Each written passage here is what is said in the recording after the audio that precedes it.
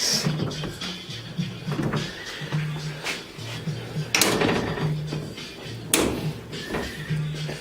Good. Oh, and you can see everything's still in alignment on the ground with the engine and training. So that's a good thing. It's resting on its wheels. Brakes bled. Me and Junior did it. I did the master. After I got the air out of the master, then I called him out here. Yeah, Junior's running on like 2 hours worth of sleep. So I caught him napping. So yeah, we were up stupid early this morning. Normally Sunday we'll sleep a couple extra hours till like 1 to catch up for the week. But we had somebody here at 9 o'clock in the morning, so that means we were up at 8 and went to bed at like 5. So yeah, sleep deprived. And there's no reason to go back to bed. I came out here and I worked, made a bunch of videos. So we're good. We got brakes. I told Junior they're going to feel a little spongy till the pads seat in, especially with 4-wheel disc. Drums, they don't have to seat in. They feel like they should. Disc brakes, they have to seat. Because when you press on the pedal, everything does its fast last little tweak at the end until everything is seated. Then it just hits square. And it's only moving about that much. So if you got it moving that much, with a little bend at the end, you feel a little squirm. Pedal goes down about that far. That's about normal. It's got about 8 inches, 10 inches, 12 inches worth of travel. Which should be good. They bled out pretty easy. This one held a little air on me. But the backs bled out quicker than the fronts. Probably because of the volume size of the pistons. We went around the car 3 times. Second time around, I got a tad bit of air out of here. Unlike the second time. I was like, okay. And then we hit the car another time. The second and third time was 5 per wheel.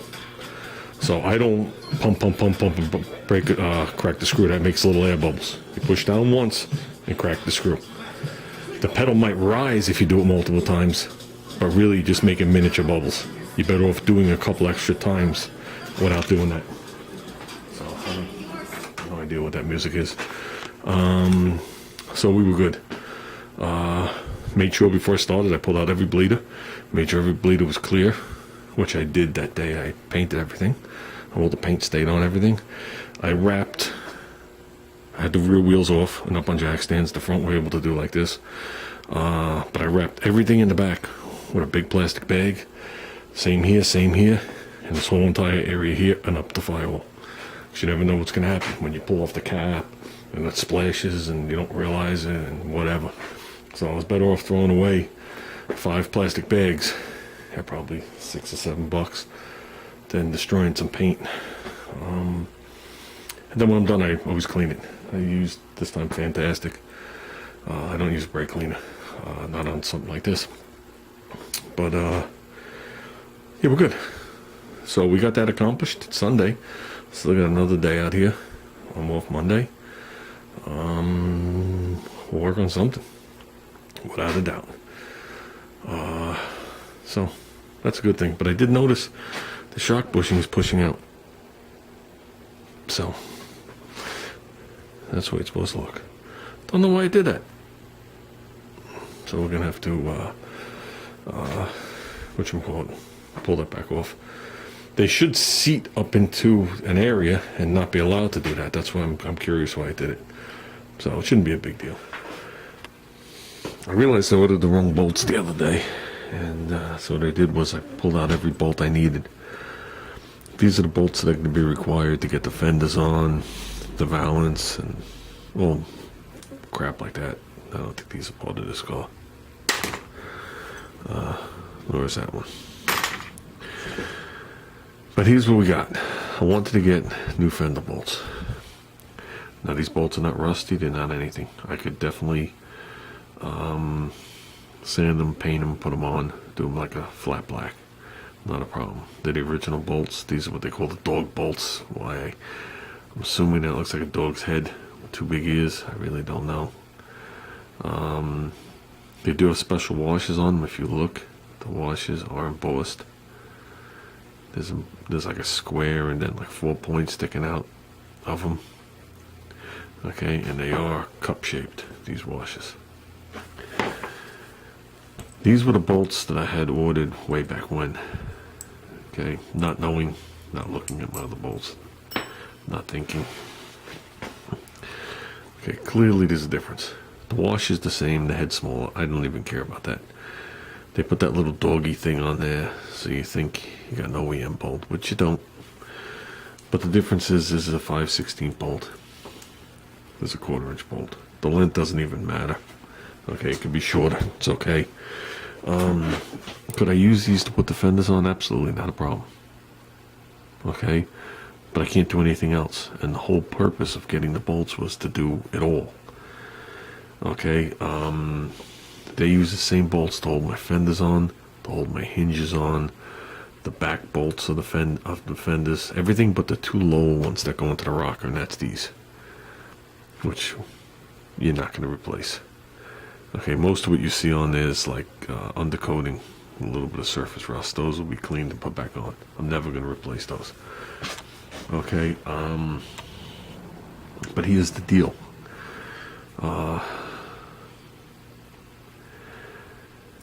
I can't use these bolts. Well, let me reword that. I can only use these bolts on the tops of the fenders. Okay, and I had turned around and I bought more. I bought 20 more, but without the nuts, which, because I didn't need the nuts. But then I realized they're the wrong bolts, so I canceled that order. Then I went online and I started investigating, because it's an AMC, it's not a Chevy, Buick, Pontiac, DeSoto, or any kind of weird anything other than AMC. So if you were going show correct, you definitely use these bolts when you would have painted them the same color, because they have the thing. So I'm going to save these. There's AMC guys selling these. You get 1 bolt and 1 nut for $5, which I think is actually ludicrous. But I'm going to save these anyway, regardless of all the AMCs I have. But what I did do is I went online, I found somebody. You get 25 bolts and 25 nuts. And the ones I picked out are the black phosphate. So that means they'll have that chalky black look. Okay, he does sell them also with the gold look. But I thought about it and thought about it and thought about it, and I was like, do I really want the gold bolts showing across the tops of the fenders? And I said to myself, no. So I looked them up, and I automatically assumed, this is the reason of the video, I automatically assumed that those were long nuts, because I figured that was a short nut, and that would be a long nut, even though this is for a sheet metal type screw. And then this would be a long nut, because it's longer than that one. But these people are nice enough to give you specifications right here. So they say from the edge of the nut, which would be here, to the center of the threaded hole is between 550 and 590 thousandths. That's what the reach will be. So I took out my Harbor Freighters, because it doesn't matter if you go off a thousandths or 2. And I'm gonna pop you right there. I took one of the nuts, bring it right to 590. Oops, we're 600. Okay, 589 and a half. And I went, let's get this right. I want to make sure my fingers aren't in the way. There you go. And I went from the edge here, which is the, the end where the reach would be, to the center of the nut. And it lands right in the center at 590. Okay? These are the short nuts. See, I almost ordered the wrong ones again. So according to his chart, 550 to 590 are the short U-bolt nuts.